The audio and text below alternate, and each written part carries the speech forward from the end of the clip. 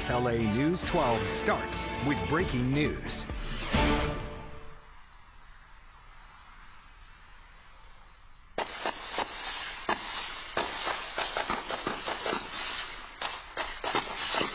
That's the sound of high-powered gunshots shattering the still quiet of a Sunday afternoon in South Highland. Good evening, I'm Destiny Patterson. We start off tonight with new information about Shreveport's latest shooting that sent a young girl to the hospital fighting for her life. Take a look at the scene. I was there earlier and it happened at the intersection of Fairfield Avenue and Erie Street just after 2:15 this afternoon. And while I was there, so were several city council members and Police Chief Wayne Smith.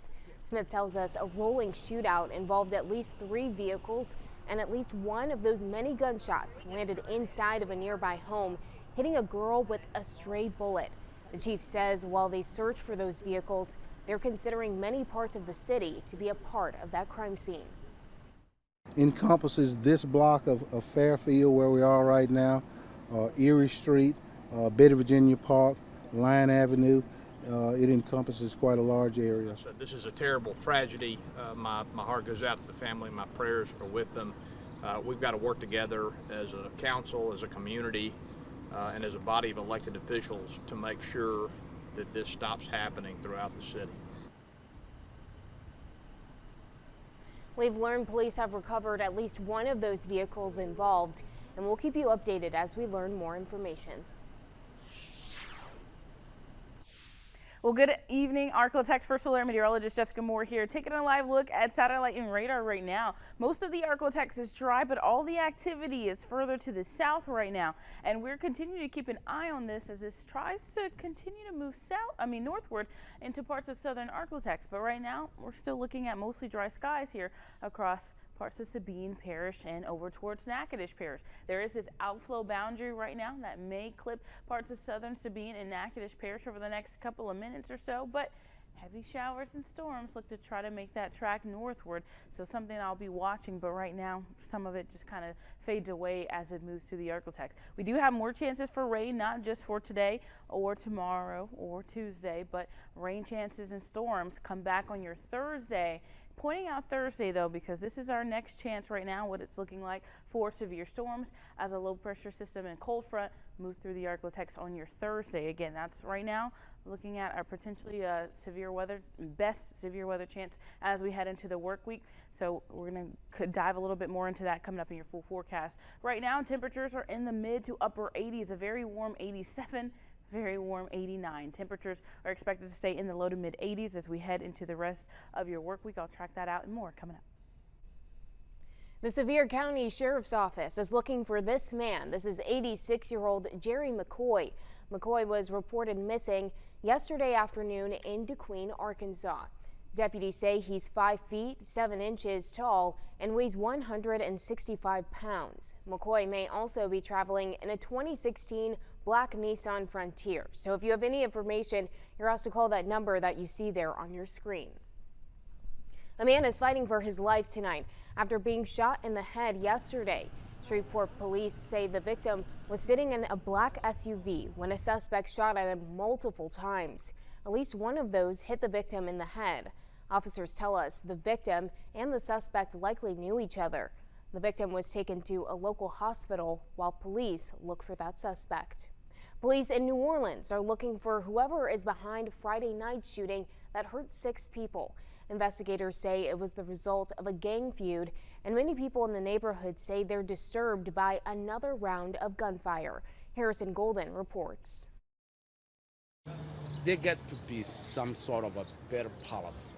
Muhammad Alashire sat outside the balcony bar Saturday, a stone's throw from bullet holes. He left Somalia years ago because of violence and says Friday night's shootout on Magazine Street reopened old wounds. It really gives me chills to hear what I get for century bullets. Police tell WDSU at least 50 shots were fired, the latest shootout in a months-old dispute. A high-ranking official says one of the injured is 23-year-old Nairobi Davis. He had been a suspect in an October double homicide before charges against him were recently dropped. Davis survived a separate attempt on his life in December, and WDSU has learned he was a target again in this, with 5 others hit in the crossfire. I've been here from 1970, and this is the worst. Charles Hadley lives a few blocks from the shooting site. He worries the feud behind Friday's shooting will prompt even more gunfire. I think this kind of stuff is going to chase people out of the city, and it's exactly the people you want here for your tax base, and then you're going to have nothing left. And more elected officials share that fear. Councilwoman Leslie Harris with this statement Saturday, quote, "It's imperative that our city administration moves forward on this now." And she stresses that stopping gun violence will require all gun owners to be more careful to keep their weapons away from potential thieves. Concluding, quote, "We don't have time to wait." 4 adult women and 2 adult men were hurt in that shooting. Election coverage on KSLA News 12 starts now. The fate of millions of dollars in funding for a few of our area's school districts were in the hands of Louisiana voters on Election Day. Also on the ballot yesterday, a pair of mayoral runoff races and several tax renewals in many of our parishes. Let's take a recap of some of those results, starting in Bossier. 3 school board propositions were before voters in Bossier Parish. They generate around $48 million annually for the school district, and that money pays for salaries and benefits and general school building improvements and maintenance. Voters also said yes to all 3 of those propositions. Number 1 passed with 84% of the vote. Voters approved number 2 by 85%, and number 3 passed with 84% as well. Unofficial numbers from the Secretary of State's office show that there only was about an 11% turnout for these races. Bossier Schools released a statement in regards to that support that they received from voters for those 3 school renewals, saying in part, quote, "By renewing these 3 propositions overwhelmingly, our district can continue to offer the highest quality education that children deserve and this community expects." Moving on to Caddo, the parish school board also had 3 tax propositions before voters, and these taxes account for roughly $65 million each year to the school district. The money takes care of things like salaries, upkeep of facilities, classroom technology, and school bus maintenance. Caddo Parish voters approved all 3 of those tax renewals as well. Proposition 1 passed with 80%.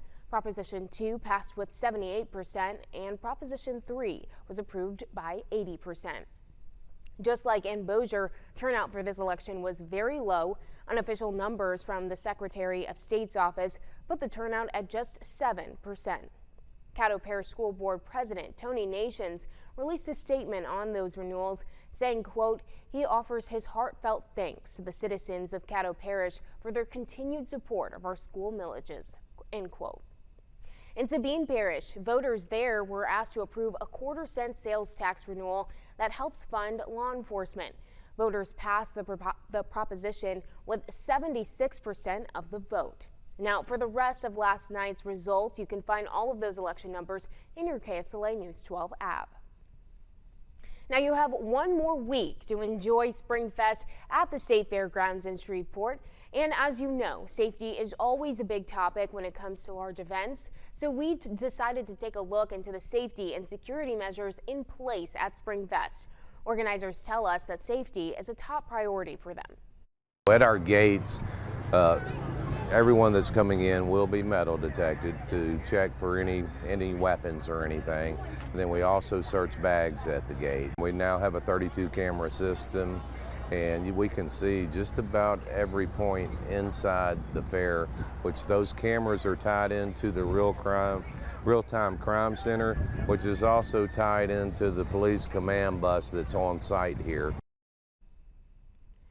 Giordano says they also have police patrolling the area during the fest. It ends next Sunday, May 8th. Well, coming up after the break, we'll take another look at the severe chances for Thursday. We'll also take a look at the potential for severe weather on your Monday. Coming up, House Speaker Nancy Pelosi makes a surprise visit to Ukraine to talk with Ukraine's president. We'll have that story and more when we come back.